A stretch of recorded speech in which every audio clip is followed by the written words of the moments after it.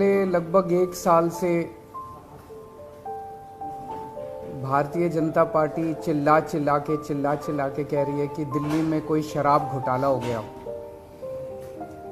और देश की जो भी सबसे बड़ी से बड़ी जांच एजेंसियां हैं वो अपना सारा काम धंधा छोड़ के इस शराब घोटाले की जांच में लगी हुई हैं। तो मैं समझता हूं कि उनको अब तक तो शराब घोटाले के सब कुछ मिल ही गया होगा, सारा पैसा भी मिल गया होगा, सब कुछ मिल गया होगा।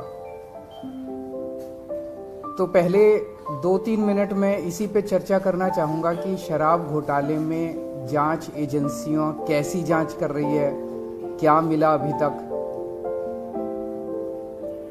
इसमें मनीष सिसोदिया जी जो कि फाइनेंस मिनिस्टर थे, डिप्टी चीफ मिनिस्टर थे, उनके ऊपर सबसे बड़ा आरोप ईडी ने और सीबीआई ने लगाया है कि मनीष सिसोदिया जी ने अपने 14 फोन तोड़ दिए। तो इन्होंने सबूत खत्म करने की कोशिश की। ये सारी जांच वांच करने के बाद इन एजेंसीज ने मनीष सिसोदिया पे आरोप लगाया कि 14 फोन तोड़ दिए। ये ईडी की चार्जशीट है, ईडी का डॉक्यूमेंट है ये, जिसमें इन्होंने ये 14 फोन का IMEI नंबर लिखा हुआ है कि ये वो 14 फोन है जो मनीष सिसोदिया के थे और जो मनीष सिसोदिया ने इन फोनों को डिस्ट्रक्ट कर दिया। ये ईडी के डॉक्यूमेंट में है। इसी के बाद ईडी की सीजर मेमो है। ईडी कुछ भी सीज करता है तो उसको मेमो, इन 14 में से ईडी खुद ही कह रही है सीजर मेमो कि 4 फोन हमारे पास हैं। ये इनका सीजर मेमो है, इंपाउंडिंग ऑर्डर 18 मार्च 2023 का और इंपाउंडिंग ऑर्डर 5 जनवरी 2023 का। 4 फोन उसमें से इनके पास हैं और एक सीबीआई का ये डॉक्यूमेंट है, एक फोन सीबीआई के पास है। तो 14 में से 5 फोन तो इनके अपने पास ही हैं जो कह रहे हैं कि मनीष सिसोदिया ने तोड़ दिए। उन 14 में से 5 फोन ईडी और सीबीआई के कब्जे में हैं, बाकी 9 फोन। तो जब इन्होंने ये आरोप लगाया, हम तो छोटे लोग हैं, हमारे पास इतने साधन नहीं थे, लेकिन फिर भी अपने सीमित साधनों से पिछले महीने 1.5 महीने में हमने भी थोड़ी जांच करी तो पता चला बाकी मोस्टली फोन, एक आध को छोड़ के वो भी पता चल जाएगा का, मोस्टली फोन जिंदा हैं, कोई ना कोई इस्तेमाल कर रहा है। और उन फोन को कोई वॉलंटियर के पास है, कोई कहीं है, कोई कहीं है, कोई ना कोई इस्तेमाल कर रहा है। वो मनीष जी के फोन नहीं है, वो कोई ना कोई इस्तेमाल कर रहा है। वो फोन जिंदा हैं और ये फैक्ट कि ये फोन जिंदा हैं ये ईडी को भी पता है और ये सीबीआई को भी पता है। सो ईडी ने और सीबीआई ने झूठ बोल के ओथ पे, एफिडेविट पे कोर्ट को गुमराह किया और झूठा सबूत उन्होंने कोर्ट के सामने पेश किया, क्योंकि सच तो कुछ मिला नहीं, कुछ था ही नहीं, शराब घोटाला कुछ है ही नहीं, तो निकाले क्या। तो उन्होंने झूठ बोल के मनीष सिसोदिया को फंसाने की कोशिश की, कोर्ट को झूठ बोला। अब ये रोज किसी ना किसी को पकड़ लेते हैं, किसी ना इसको गिरफ्तार कर लिया, उसको गिरफ्तार कर लिया, ये कर लिया। एक कोई चंदन रे, और उनको टॉर्चर कर करके, धमकियां दे दे के, मेंटली टॉर्चर करके, फिजिकली टॉर्चर करके, 3rd डिग्री करके, उनसे केजरीवाल का नाम ले लो, मनीष सिसोदिया का नाम ले लो, इनको फंसाओ, उनको किया जा रहा है। कोई चंदन रेड्डी है, हम तो जानते भी नहीं है कौन है। चंदन रेड्डी को इतना मारा, ये उसकी मेडिकल रिपोर्ट है। चंदन रेड्डी की मेडिकल रिपोर्ट में लिखा है, patient has alleged trauma to both ears and face by ED officers on 16 September 2022 and 17 September 2022। Patient ने दोनों कानों पे और फेस पे ईडी ऑफिसर्स के द्वारा पिटाई हुई 16 सितंबर और 17 सितंबर को, ऐसा कहा। पेशेंट कंप्लेनिंग ऑफ, ये है कि सुनाई नहीं दे रहा, और jaw pain on opening mouth. और इन्वेस्टिगेशन पे पता चला right ear mild to moderate mixed hearing loss, left ear severe to profound mixed hearing loss. उसके कान के पर्दे फट गए, उसको सुनाई नहीं दे रहा। ऐसा चंदन रेड्डी से ईडी क्या उगलवाने की कोशिश कर रही थी, उसको क्या कहने का दबाव डाला जा रहा था कि उसकी इतनी पिटाई करी कि उसके कान के पर्दे फट गए। उसको किस कागज पे दस्तखत करने के लिए कहा जा रहा था, और उसने झूठ बोलने से मना कर दिया तो उसकी पिटाई की उन्होंने।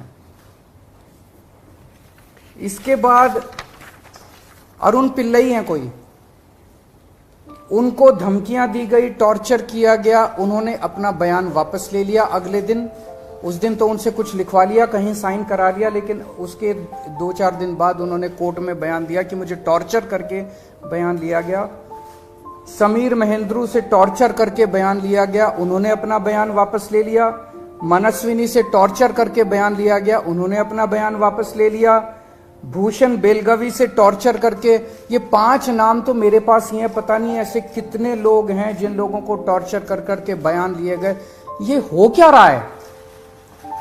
एक के बाद एक, एक के बाद एक, एक के बाद एक, जितने लोगों को ये बुला रहे हैं सबको मारते हैं, पीटते हैं, टॉर्चर करते हैं। एक ऐसा व्यक्ति है जिसे एक कमरे में उस व्यक्ति को बिठा रखा था, दूसरे कमरे में उसकी वाइफ को और उसके पिताजी को बिठा लिया, और उसको बोलते हैं कि या तो इस कागज पे साइन कर दे, नहीं तो तेरी पत्नी को और तेरे पिताजी को भी जेल भेज रहे हैं। ये चल क्या रहा है? मैं प्रधानमंत्री जी से पूछना चाहता हूं, ये चल क्या रहा है? जहां कोई घोटाला नहीं हुआ वहां पे कोशिश की जा रही है जबरदस्ती करके, लोगों से जबरदस्ती करके, मार के, पीट के, धमकियां देके बयान लिखवाने की। एक व्यक्ति है, उससे कहा गया कि कल देखते हैं तेरी बेटी, उसकी 2 जवान बेटियां हैं, कल देखते हैं तेरी बेटी कॉलेज कैसे पहुंचती है। ये जांच चल रही है इन लोगों के। एक व्यक्ति है, उसके वकील ने कोर्ट में खड़े होकर कहा कि हमारे मुवक्किल के, मेरे मुवक्किल के ऊपर दबाव डाला जा रहा है कि दिल्ली के पॉलिटिशियंस का, कोर्ट के अंदर खड़े होकर उसने बोला कि मेरे मुवक्किल के ऊपर दबाव डाला जा रहा है कि आप दिल्ली के पॉलिटिशियंस का नाम लीजिए। ये इनकी जांच चल रही है। इस सारी जांच करने के बाद, 1 साल जांच करने के बाद, ये आरोप लगाते हैं कि 100 करोड़ रुपए की रिश्वत ली गई और दी गई। वो 100 करोड़ रुपया कहां है? एक नया पैसा कहां है वो 100 करोड़ रुपया? सब इतनी 400 से ज्यादा रेड हो चुकी हैं। मनीष सिसोदिया जी के घर पे रेड हो गई, इतने सारे दूसरे लोग, वो पैसा मिल है कहां? एक नया पैसा नहीं मिला 100 करोड़ रुपए का, ना कोई ज्वेलरी मिली, ना कोई मनीष जी के घर पे गद्दे भी फाड़ दिए इन्होंने, उनके गांव भी हुआ है, उनके बैंक लॉकर भी छान मारे, कुछ नहीं मिला 100 करोड़ में से। फिर आरोप लगाया कि 100 करोड़ रुपया गोवा के चुनाव में इस्तेमाल हुआ है। जी, गोवा के हमारे जितने वेंडर्स थे जिनसे हमने काम कराया था, सारे वेंडर्स पे रेड मार चुके ये लोग। सारे वेंडर्स को इन गिरफ्तार कर करके स्टेटमेंट ले चुके, वहां कुछ नहीं मिला, सारी पेमेंट चेक से हुई है हमारी। सारा हिसाब किताब इलेक्शन कमीशन को दिया हुआ, वहां भी कुछ नहीं मिला। गोवा चुनाव के अंदर इनको धेला नहीं मिला, तो पैसा गया कहां?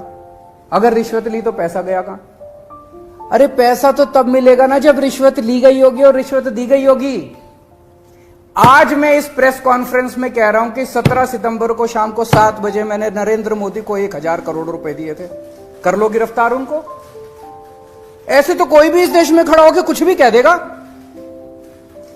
मैं कह रहा हूं कि नरेंद्र मोदी को 17 सितंबर की शाम को 7 बजे मैंने 1000 करोड़ रुपए दिए थे। गिरफ्तार करोगे इस बेसिस पे नरेंद्र मोदी को? भाई मेरे पास कुछ सबूत तो हो कहने का, कोई तो मैं कहूंगा भाई मेरे पास ये सबूत है, मैंने दिए थे। ऐसे ही कोई कुछ भी खड़ा होकर कह देगा और गिरफ्तार कर लोगे। 100 करोड़ रुपए दिए, 100 करोड़ रुपए दिए गोवा चुनाव, अरे कहां है सबूत? कोई सबूत नहीं है। ये पॉलिसी इतनी शानदार पॉलिसी थी, ट्रांसपेरेंट पॉलिसी थी, जो भ्रष्टाचार खत्म कर देती पूरे के पूरे शराब सेक्टर में। ये इस बात से साबित होता है कि ये पॉलिसी जब पंजाब में लागू की गई, पूरी कॉपी पेस्ट पॉलिसी है, जब पंजाब में लागू की गई तो इस पॉलिसी से 50% रेवेन्यू 1 साल के अंदर बढ़ गया। 50% रेवेन्यू दिल्ली के अंदर इन्होंने लागू नहीं की, करने दी, पंजाब के अंदर इनकी चली नहीं, क्योंकि पंजाब एक फुल स्टेट है। तो मैं मोदी जी को कहना चाहता हूं, मोदी जी अगर केजरीवाल भ्रष्टाचारी है तो फिर इस दुनिया के अंदर कोई ईमानदार नहीं है। मुद्दा भ्रष्टाचार है ही नहीं, मुद्दा भ्रष्टाचार की जांच है ही नहीं, मुद्दा शराब घोटाला है ही नहीं। ऐसा शख्स, देश का प्रधानमंत्री जो सर से लेके पैर तक भ्रष्टाचार के अंदर डूबा हुआ है, उसके लिए भ्रष्टाचार मुद्दा कैसे हो सकता है? पिछले मार्च के आखिरी हफ्ते के अंदर मैंने इतने सारे असेंबली के अंदर इतने सारे गिनाए थे भ्रष्टाचार जो इन्होंने किए हैं, इतने भ्रष्टाचार गिनाए थे। इन्होंने तो मेरे को तभी कह दिया था उस दिन, जिस दिन असेंबली में मैंने स्पीच दी थी, शाम को संजय सिंह का मैसेज आया कि अरविंद जी अब अगला नंबर आपका है। कल सत्यपाल मलिक जी ने एक इंटरव्यू दिया, मैं वो सुन रहा था। सत्यपाल मलिक जी ने कहा मोदी जी को भ्रष्टाचार से कोई परहेज नहीं है। ये मैं तो नहीं कह रहा हूं, ये तो उनके अपने गवर्नर कह रहे हैं। सत्यपाल मलिक जी कौन है? सत्यपाल मलिक जी मोदी जी के बहुत खास लोगों में गिने जाते थे। उन्हें पहले उन्होंने जम्मू कश्मीर का गवर्नर बनाया, फिर उन्हें गोवा का गवर्नर बनाया, फिर उन्हें मेघालय का गवर्नर बनाया। उन्होंने कहा कि मेरे जो इंटरेक्शन हुए मोदी जी के साथ, उसमें पता चला है कि मोदी जी को भ्रष्टाचार से किसी तरह का परहेज नहीं है। उसी इंटरव्यू में उन्होंने कहा कि इन लोगों के कुछ मुख्यमंत्री हैं जो भ्रष्टाचार करते हैं, खूब पैसे इकट्ठे करते हैं, लेकिन वो सारा पैसा मुख्यमंत्री अपने पास नहीं रखते, वो पैसा ऊपर भेजते हैं और वहां से वो पैसा उनकी दोस्त की कंपनियों के अंदर इन्वेस्ट होता है। मैंने भी तो इसी तरह का कुछ कहा था अपने उसमें, तो चलो मेरी बात तो नहीं मानी, अब तो गवर्नर, इनके अपने गवर्नर कह रहे हैं। तो ऐसा व्यक्ति जो इतना भ्रष्टाचार कर रहा है, उसके लिए भ्रष्टाचार मुद्दा हो ही नहीं सकता। उनके लिए भ्रष्टाचार मुद्दा थोड़ी है। तो फिर ये आम आदमी पार्टी के पीछे क्यों पड़े हैं? 75 साल के भारत के इतिहास में किसी एक पार्टी को इतनी बुरी तरह से टारगेट नहीं किया गया जिस तरह से आम आदमी पार्टी को ये लोग टारगेट कर रहे हैं। नंबर 2 को गिरफ्तार कर लिया, नंबर 3 को गिरफ्तार कर लिया, और उनको गिरफ्तार करने का तो मकसद इनका यही था कि मेरी गर्दन तक पहुंचना। तो अब ये मेरे पीछे पड़े हैं, मुझ तक पहुंचने की कोशिश कर रहे हैं। किसी पार्टी को इस तरह से नहीं टारगेट किया गया जिस तरह से आम आदमी पार्टी को टारगेट किया गया। उसका एक कारण है, वो कारण है कि 75 साल के बाद आम आदमी पार्टी ने इस देश को एक ऐसी उम्मीद दी है जो कि कोई पार्टी नहीं दे पाई। गुजरात के अंदर 30 साल से बीजेपी की सरकार है, उसमें 12 साल प्रधानमंत्री मोदी जी खुद वहां पे मुख्यमंत्री रहे। 30 साल के अंदर ये एक सरकारी स्कूल ठीक नहीं कर पाए, एक भी सरकारी स्कूल ठीक नहीं कर पाए। जब मोदी जी को फोटो खिंचवाने के लिए सरकारी स्कूल में जाना था तो एक टेम्पोरेरी क्लास, एक टेंट के अंदर टेम्पोरेरी क्लास बनानी पड़ी इनको फोटो खिंचवाने के लिए। फोटो खिंचवाने लायक सरकारी स्कूल भी नहीं बना पाए। और 5 साल के अंदर दिल्ली के हमने सारे सरकारी स्कूलों का कायाकल्प कर दिया। 5 साल के अंदर हमने सारे सरकारी स्कूल ठीक कर दिए। इस देश के लोगों को आम आदमी पार्टी ने एक उम्मीद दी है कि केवल आम आदमी पार्टी उनकी गरीबी दूर कर सकती है, उनको शिक्षित कर सकती है, उनके बच्चों को रोजगार दे सकती है। आम आदमी पार्टी ने इस देश के लोगों को उम्मीद दी है। प्रधानमंत्री जी उस उम्मीद को कुचलना चाहते हैं। प्रधानमंत्री जी नहीं चाहते कि वो उम्मीद आगे बढ़े, क्योंकि अभी तक इन सारी पार्टियों को की मिलके जो लूट चल रही थी, अगर इनको स्कूल बनवाने पड़ गए, इनको अस्पताल बनवाने पड़ गए, तो उनको लूटने के लिए पैसे नहीं बचेगा। तो कल इन्होंने मेरे को बुलाया है, मैं जाऊंगा कल सीबीआई में, और मैं फिर से अंत में यही कहना चाहता हूं कि प्रधानमंत्री जी, अगर केजरीवाल चोर है, केजरीवाल भ्रष्टाचारी है, तो इस दुनिया में कोई ईमानदार नहीं है। हमारी वीडियो को लाइक, शेयर और चैनल को सब्सक्राइब करें। देखिए अपने शहर की खबर सबसे पहले हमारे चैनल पर।